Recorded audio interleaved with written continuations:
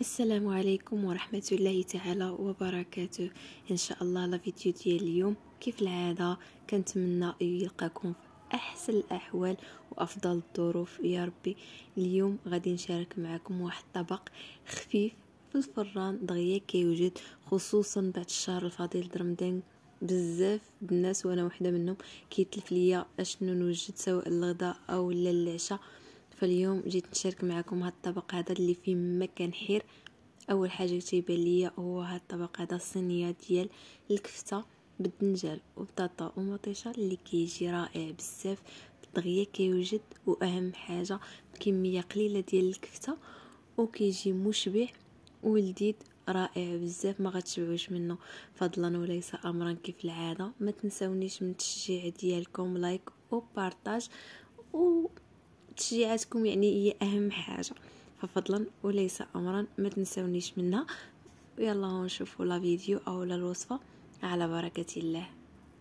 اول حاجه كناخذ الدنجال اللي كنغسلو مزيان وكنقيه بهذا الشكل هكا، يعني كنقشرو وما كنقشروش 100%، كنخليه بهذا الشكل هكا وكنبدا كنقطعو دوائر هو والبطاطا.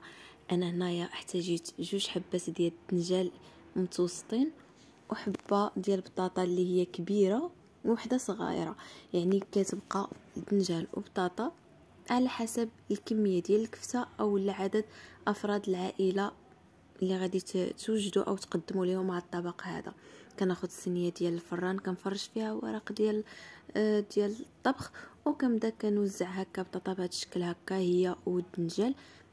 انا هنايا غادي ندخلهم للفران، تقدروا انكم تقليوهم اذا كنتو كتبغيو يعني المقلي. انا هنايا غادي ندهنهم غير بشويه ديال الزيت، واحد الخويط ديال الزيت وغادي نرشهم بشويه ديال الملحه.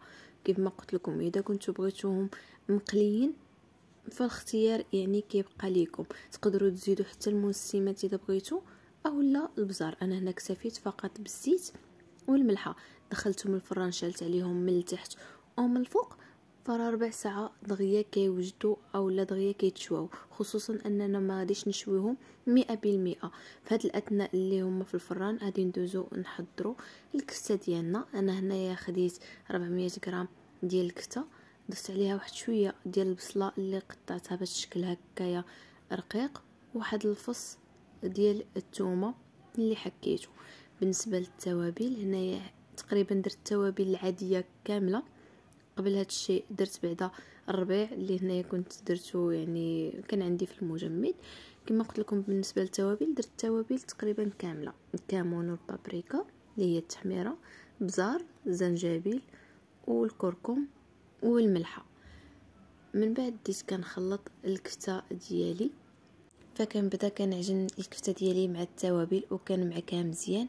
تقدروا تخلطوا غير بمعلقه اولا بفرشيطه، ولكن من الافضل اليد ديالي كتحكم اكثر وكتخلي العطريه تدخل مزيان في ديك الكفته.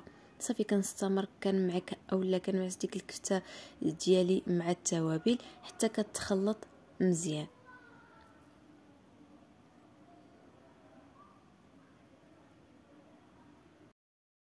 فهنايا من بعد ما كملت بديت كناخذ كميه هكايا من الكفته وكنشكلها على شكل كويرات اولا اقراص بهذا الشكل هكا، دوائر ديال الكفته.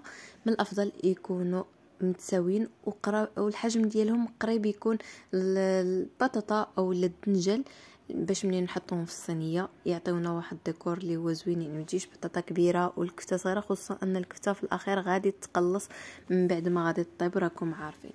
صافي هنايا من بعد ما كملتها كامله وكانت الخضره ديالي اولا الدنجال والبطاطا تشواو في الفران كما شفتوا، ما خليناهمش حتى تحمروا 100% لانهم مازالين غادي يكملوا الطياب ديالهم في الفران.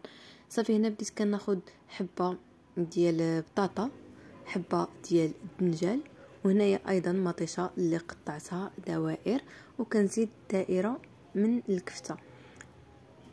كنستمر اولا كنوضع الخضره ديالي في واحد الطاوه اللي غتدخل الفران، وكنستمر هكا كنستف الخضره ديالي في الطاوه، حبه بطاطا، حبه دنجال، مطيشه ودائره ديال الكفته. من الافضل تكون مطيشه حدا الكفته باش هكا كتلق ديك مطيشه الماء ديالها في الكفته وكتزيد كتعطينا لذه اكثر. صافي كنستمر هنايا كنستف الخضره ديالي مع الكفته حتى كنكمل الكميه اللي عندي كامله. هي جربوا الطبق راكم ما غاديش تندموا عليه، فعلا كيجي لذيذ رائع. فهو طبق ايضا صيفي يعني خفيف، تقدروا ديروه في الغداء اولا في العشاء. وحنا مقبلين دابا على ملي غادي تبدا تنقص اولا ترتفع عفوا الحراره، يعني حنا دابا في الايام د الربيع ان شاء الله غادي تبدا ترتفع الحراره، فراه كونوا اكيدين غادي تحتاجوا بحال هاد الاطباق هكا. وان شاء الله مازال نزيدكم اطباق اللي هي خفيفه تحتاجوها بزاف. فمن بعد ما كملت التستاف ديال الخضره ديالي كامل، هنايا ضفت قطع ديال الفلفله اللي قطعتها بشكل طولي وعشوائي، اللي تقدروا ديروها حتى هي دوائر وتزيدوها مع الخضره ديالكم. هنايا خديت الصلصه جاهزه اللي تقدروا ديروا حتى المنزليه. انا هنايا خديت صلصه جاهزه، ضفت عليها واحد شويه ديال زيت الزيتون والقليل فقط من الملحه. ردوا البال من الملحه لان لاصوص مالحه، والخضره ديالنا تيرشيناها بالملحه، والكفته ديجا دايرين ليها العطريه ديالها والملحه. فهنايا ضفت شويه ديال البزار وخففت بشويه الماء، يعني غير شويه. كيف ما كتشوفوا القوام ديال الصلصه راه باقي ثقيل، يعني كتخليوه غير شويه. تقدروا ديروا غير الصلصه فقط، فراه ممكن. انا بغيت نخففها هكا شي شويه باش كيبقى لي شي شويه د المرق، خصوصا اللي كيبغيو التغماس. صافي هنايا بديت كنسقي الخضره والكفته ديالي بديك الصلصه بهذا الشكل هكايا حتى كملتها كامله.